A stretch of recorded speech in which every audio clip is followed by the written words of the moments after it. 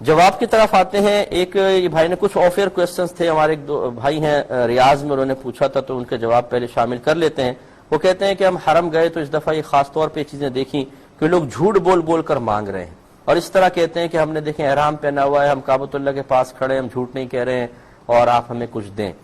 تو اس سے بڑا دل آزاری ہوئی, انہوں نے کہا. اور پھر کچھ دیر بعد دیکھا 2-3 ایسے آتے رہے اور پھر وہ لوگ ہنسی مذاق ٹھٹا کر رہے تھے, ایک جگہ نظر آ گیا. تو یہ کیا ہے, ان کو دیں یا نہ دیں؟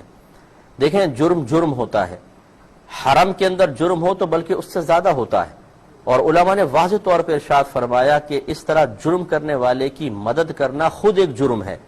اسی لیے اکابرین نے لکھا ہے کہ مسجد کے سائل کو دینا حرام ہے. جو یہ مسجدوں میں کھڑے ہو جاتے ہیں نا, جی میرا گھر لٹ گیا ہے, میں یوں ہو گیا ہوں, میں وہ ہو گیا ہوں, تو ہم کہتے ہیں چلو جی ہم تو اللہ کے لیے دے رہے ہیں, اللہ تعالیٰ قبول فرمائے.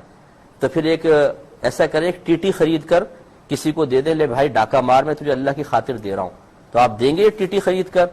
آپ کہیں گے لاہور والا قوت تو گناہ ہے. تو یہاں پہ بھی ایک لاہور پڑے کہ یہ بھی بہت بڑا گناہ ہے, اور اتنا بڑا گناہ ہے کہ اکابرین فرماتے ہیں جو مسجد کے سائل کو 1 درہم دے, اس نے اتنا بڑا گناہ کیا کہ آپ 70 درہم اس کے کفارے میں اور خرچ کریں.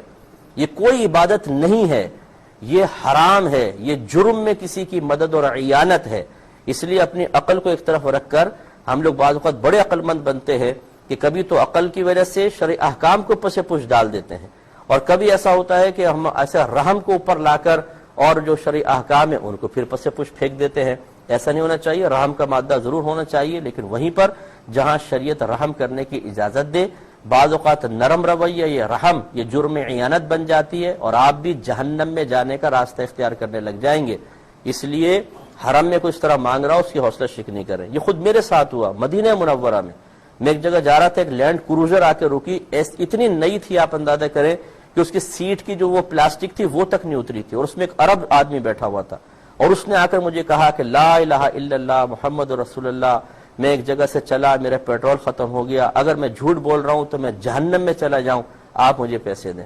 لیکن بس میرے دل میں خیال آیا کہ نہیں, یہ غلط بیانی کر رہا ہے, جھوٹ بول رہا ہے. لینڈ کروزر میں بیٹھا ہوا ہے, اس کی پلاسٹک تک اتری نہیں اور مجھ سے پیسے مانگ رہا ہے, تو میں نے اس کو نہیں دیا. بعد میں پھر ایسے دل میں میرے خیال آنا شروع ہوا کہ یار مدینے میں مانگ رہا تھا, دے دیتا میں. لیکن بہرحال میں نے اپنے آپ کو سنبھالا. تھوڑی دیر بعد ہی میں ایک اور جگہ گیا, روڈ کراس کر رہا تھا, ایک لینڈ کروزر آ رہی تھی, اس نے وہ روک لیا, عرب نے مجھے جانے دیا. پھر وہ سائڈ میں آ کے مجھے روکا, ساتھ میں ایک بچی بیٹھی ہوئی تھی, وہی بے عینی الفاظ اس نے کہے, میں فلاں جگہ سے چلا تھا, یہاں پہنچا, پیٹرول ختم ہو گیا, لا الہ الا اللہ, میں جہنم میں جاؤں, میں جھوٹ بول رہا ہوں, آپ مجھے پیسے دیں. تو پھر مجھے اتنا دکھ اور افسوس ہوا, میں آپ کو بتا نہیں سکتا ہوں کہ یہ حرم میں کھڑے ہو کر عربک بول کر ایک عام ایشیائی لوگوں, کیونکہ ہم تو متاثر ہو جاتے ہیں فوراً, کوئی عربی بولتا ہے ہم کہتے ہیں بھئی یہ تو کوئی بزرگ ہی ہوگا جو عربی بول رہا ہے, اور اتنے لوگ بیچارے پیسے دے دیتے ہیں. یہ گناہ کبیرہ کر رہے ہیں وہ لوگ وہاں پہ کھڑے ہو کر, اور ہم ان کی اعانت کر رہے ہیں. بالکل ان کی مدد نہ کریں, اور آپ اس میں گناہگار نہیں ہوں گے بلکہ باعث ثواب ہیں, آپ کو ثواب ملے گا. یہ عمل باعث ثواب ہے, آپ کو ثواب ملے گا.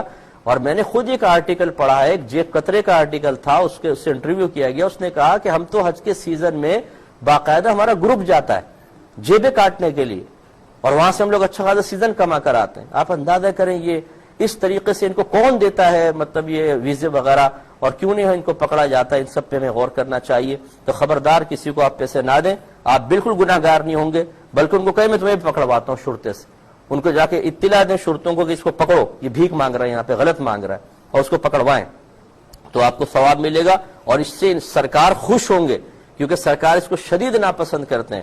یہ میرے آقا کی ہی حدیث ہے, سرکار نے فرمایا اگر تم مسجد میں کسی شخص کو دیکھو کہ وہ اپنی گمشدہ چیز تلاش کر رہا ہے, یعنی اس طرح کے نمازیں ڈسٹرب ہو رہے ہیں, سرکار فرما رہے تم اس کو دعا دو کہ اللہ تعالیٰ تجھ سے کبھی اس چیز کو نہ ملائے, جس کو ہم بد دعا کہہ دیتے ہیں. سرکار نے ارشاد فرمایا کہ وہ مسجد کی بے حرمتی کر رہا ہے. اب جو اپنی چیز تلاش کر رہا ہو شور کر کے, اس کے لیے سرکار کے یہ جذبات ہیں. اور جو بھیکے مانگ رہا ہو وہاں پہ کھڑے ہو کر اور جھوٹ بول کر گناہ کبیرہ کر کے, ہرگز اس کو نہ دے.